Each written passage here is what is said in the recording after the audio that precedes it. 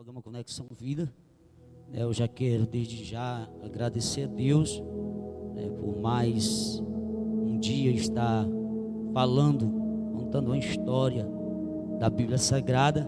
História essa que vai impactar o teu coração. Você que está aí nos ouvindo, está de posse da sua Bíblia, está sentado aí na sua casa, conectado aqui no programa, abra sua Bíblia em Marcos, no capítulo de número 10, versículo 46, uma história bem conhecida da Bíblia Sagrada.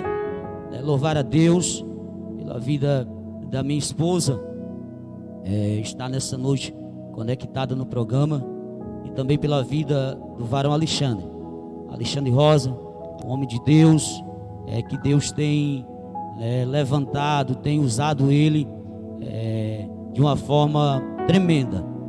Eu só tenho a agradecer pela vida dele. E o texto bíblico diz assim: e depois foram para Jericó, e saindo ele de Jericó com seus discípulos, uma grande multidão, o Bartimeu, o cego filho de Timeu, estava sentado junto ao caminho, mendigando. Ora, irmãos, nós estamos diante de um texto da Bíblia Sagrada, bastante conhecido de pregadores, leitores da palavra de Deus. Mas para mim adentrar essa história, eu quero voltar aos capítulos do Velho Testamento. Quando eu chego no livro de Josué, capítulo de número 6, no capítulo 6, nós vamos ver Deus falando poderosamente com Josué. Deus fazendo uma promessa já no capítulo 5. Deus saberia que o povo iria enfrentar uma batalha. E Deus, agora, pela sua infinita bondade e misericórdia, Ele convoca o povo para buscar a sua face. Porque batalha, meu irmão, só é vencida na adoração. Eu já quero abrir esse parênteses aqui para dizer que Deus, Ele sabia que o povo só iria vencer as batalhas que Ele iria travar na adoração, na consagração. E no capítulo de número 5, o povo, ele se consagra durante 7 dias. Do dia 7, louvado seja Deus, ao dia 15 de abril, comemorando a saída deles do Egito. O povo se consagra, mas não é só dessa forma que Deus queria. Deus queria revelar-se para Josué de uma forma mais gloriosa. Josué agora, ele vai chegar diante da cidade de Jericó. E quando Josué chega perto da porta de Jericó, Josué, ele vê um ser, isso Cristo encarnado em uma cristofania, porque nós não adoramos a anjos, mas adoramos unicamente a Deus. Quando Josué, ele vê aquele homem com a espada desembanhada, Cristo encarnado em uma cristofania, Josué cai aos seus pés, e aquele homem diz: olha, homem, aleluia, tira a sandália dos teus pés, porque o lugar que tu pisas é terra santa. Deus sabia que Josué iria passar, aleluia, pelo momento que só na adoração ele ia vencer. Nós sabemos que Deus promete a Josué a cidade de Jericó. Cidade de Jericó, irmãos, todos nós sabemos que era difícil aquela cidade ser derrubada. Uma muralha que não tinha condição de um homem, na lógica humana, derrubar aquela cidade. A Deus disse para Josué uma coisa: Josué, eu vou te entregar a cidade nas tuas mãos. Ora, o mais interessante aqui, irmãos, que me chama a atenção, é porque Deus prometeu a Josué algo que aos olhos de Josué e aos olhos dos sacerdotes era difícil. E Deus disse: eu entregarei a cidade de Jericó nas tuas mãos. Eu creio que Josué agora olha para aquele homem: como é que o Senhor vai me entregar essa cidade? Ele disse: eu vou te decorrer o período dos dias, a forma que tu vai fazer para que tu herde essa promessa, a qual eu vou entregar nas tuas mãos. Deus falou para Josué, e Deus é fiel para cumprir, meus irmãos. Aquilo que Deus falou para a tua vida, Ele é fiel para cumprir nesta noite. Então receba esta palavra profética: aquilo que Ele prometeu, Ele é fiel para cumprir na tua vida.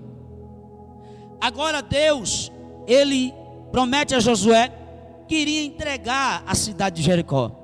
Josué agora chega para os sacerdotes e disse: olha, Deus falou comigo, Deus disse para mim que iria entregar a cidade de Jericó nas minhas mãos. Eu creio que no meio desta multidão tinha alguém incrédulo que lhe dizia: não, Josué, nós não podemos derrubar essa cidade. Como é que nós podemos abrir ruptura nessa cidade? Essa cidade nós não pode passar por cima, ou tampouco abrir ruptura nela. Ou seja, esperar 3 meses para que o povo sentisse fome, os portões da cidade abrissem, e agora entrasse pelos portões da cidade. Josué disse: não, traz a arca de Deus, traz a presença de Deus. O sacerdote olha para Josué e pergunta: como é que nós vamos abrir ruptura na cidade, nessas muralhas de 9 metros de altura? Aleluia. Aí Josué olha para o sacerdote e disse: Deus falou, está falado, nós vamos abrir brecha na cidade adorando a Deus. As muralhas vai cair adorando a Deus.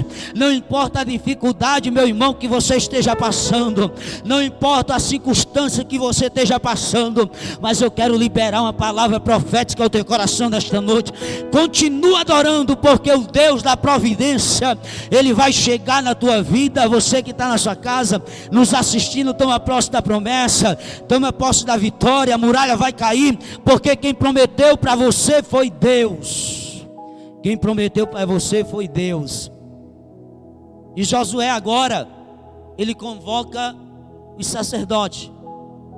E agora nós vamos rodear a cidade.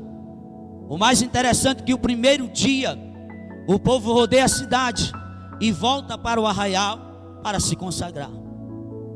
O mais interessante é que agora, algumas pessoas talvez olham para Josué e dizem: é impossível essa muralha cair.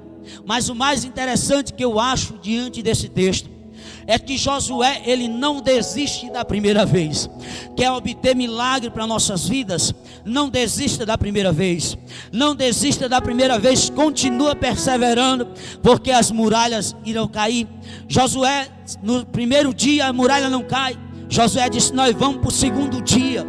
Eu creio que o povo olha para Josué. Josué não vai cair. Josué disse: Deus falou, está falado. Josué conhecia a Bíblia Sagrada.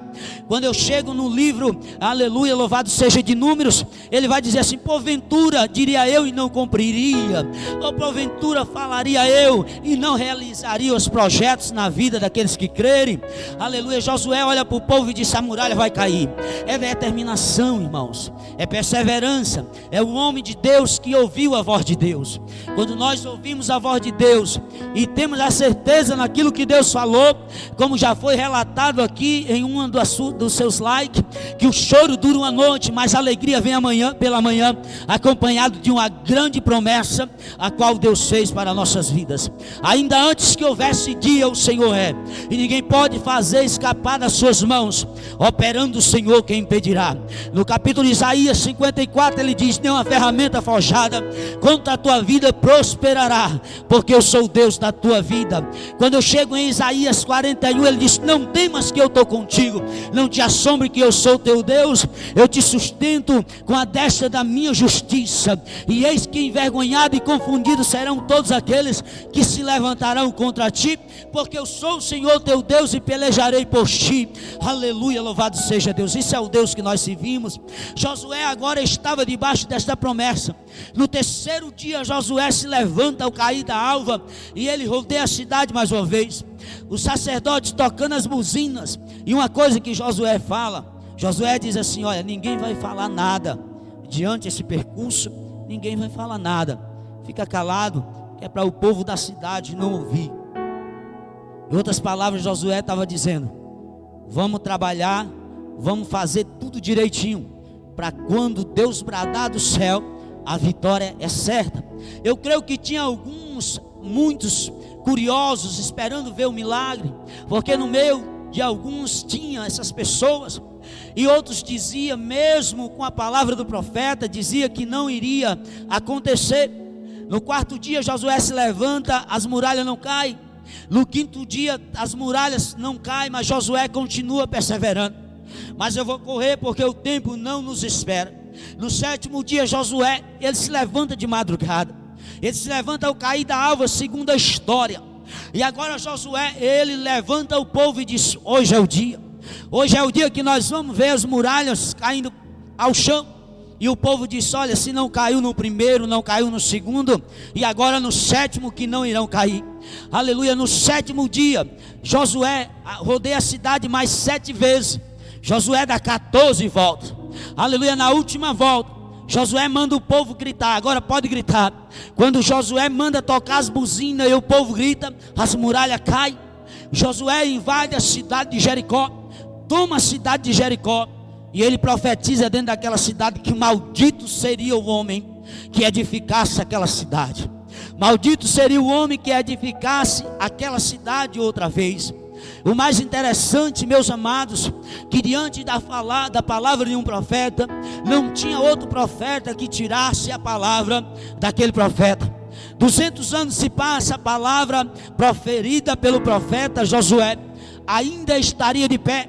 No capítulo 16 do livro de 2 Reis, Rutiel, Betelita, vai edificar a cidade. 200 anos se passa, mas a profecia ainda está de pé. Preste atenção, você que está me ouvindo. Aleluia. Rutiel, Betelita, vai edificar a cidade de Jericó. Josué disse que aqueles que edificassem a cidade de Jericó ia morrer o seu primogênito. Aí Rutiel, ele edifica a cidade. Quando ele coloca as portas da cidade, o seu filho Abirão morre. Aleluia. Aí ele continua insistindo. O seu filho Serube morre quando ele coloca o alicerce. Mas só existia um profeta que podia quebrar essa maldição. Aleluia. Na cidade de Jericó. 750 anos se passam. Em Isaías, capítulo de número 53, versículo de número 1, Isaías profetiza e diz que iria se levantar um profeta que iria nascer de uma terra seca e que não tinha parecer e nem formosura. Aleluia. Esse homem era Jesus de Nazaré. Aleluia. A cidade de Nazaré era uma terra seca com 300 habitantes. Jesus cresce na cidade e Jesus agora ele vem, aleluia, com 30 anos. Agora ele vem acompanhado de milagres e prodígios e maravilhas. O profeta se levanta, segundo a profecia do profeta Isaías, para quebrar a profecia de Josué há 200 anos atrás. E agora esse profeta maior, que é Jesus de Nazaré, ele passa por dentro da cidade de Jericó, a qual capítulo a qual nós limos. E alguns textos vai dizer que Jesus ele vai chegando na cidade de Jericó. Mas eu quero pegar esse texto que diz que Jesus passou por dentro da cidade. E quando ele vai saindo dentro da cidade, está lá Bartimeu, filho de Timeu. Agora um jovem que só vivia de lembranças apavoradoras. Mas quando ele vê Jesus, ele corre aos pés de Jesus. Aleluia. Ele corre não porque ele não se levanta, mas a voz dele recoa até Jesus. E ele clamando e dizendo: filho de Davi, tem misericórdia de mim. Aí alguém se levanta e manda ele se calar. Eu creio que alguém olha para ele e diz: se cala, miserável, porque hoje não tem vitória para ti. Mas ele não se cala. O mais interessante desse texto é que ele não se cala. Ele persevera gritando: filho de Davi, tem misericórdia de mim. E aquele que mandava ele se calar, Jesus para e olha e diz: olha, vai chamar ele. Ora, Senhor, ali é um miserável, é um pobre. Como é que eu posso? Você vai chamar ele. Então não se preocupa, irmãos, que no tempo certo para a tua vida, Deus, ele vai se levantar para escrever a tua história. Atos dos Apóstolos, capítulo de número 7, se não me falha a memória. Ele está assentado à direita do Pai e intercede por nós nesta noite. Ele está assentado à direita do Pai e intercede por mim, por você nesta noite. A palavra que eu tenho nesta noite para você, não importa se os seus sonhos estão frustrados, não importa, aleluia, se alguém passa, aleluia, aponta o dedo para você, aleluia, e diz que não tem mais jeito. Mas quando Jesus chegar na tua história, na tua vida, deixa eu liberar uma palavra para você na sua casa hoje. Queira Satanás ou não, queira o homem ou não, mas Deus, ele tem promessa para a tua vida. Deus, ele tem um chamado na tua história. Deus, ele tem algo a realizar na tua vida. Deus tem grandes coisas a fazer por ti. Assim diz o Senhor dos Exércitos. Hoje eu trago uma palavra profética para a tua vida. Aquele jovem não perde tempo. Sabe o que é que ele faz? Ele dá um salto. Ele diz: hoje é dia da minha vitória. ele pula, ele joga aquela capa. Aquele jovem agora que vivia de lembranças constantes, pelo cenário que ele viveu, eu não vou entrar na história, mas agora Jesus chega no momento certo, na hora certa, no dia certo, para mudar o cativeiro daquele homem. Então não importa o tempo que você vem clamando, livro de Eclesiastes, capítulo de número 3, ao tempo de plantar, ao tempo de regar e ao tempo de colher. Durante esses anos, esse jovem, ele vinha plantando lembranças na mente, e talvez por ele conhecer a história de o Deus de Israel, e ele vinha se lembrando que um dia o socorro chegaria para ele. Salmo de número 46, ele é o socorro bem presente na hora da angústia. Ainda que os montes se abalem pela sua braveza, há um rio cujas correntes alegra a cidade de Deus. Tome posse do seu milagre. É na adoração que as muralhas vão cair, é na adoração que o seu milagre vai chegar, é diante de uma confiança gloriosa em um Deus que nós todos os dias contemplamos e sentimos Ele tocar em nós, que nós vamos obter vitória. Aleluia. Foi na adoração que Josué obteve vitória, as muralhas caíram. Aleluia. É na adoração que Deus vai te dar vitória. Quando eu chego, irmãos, no capítulo de número 5 do livro de Apocalipse, eu me lembro de um ato lindo que acontece.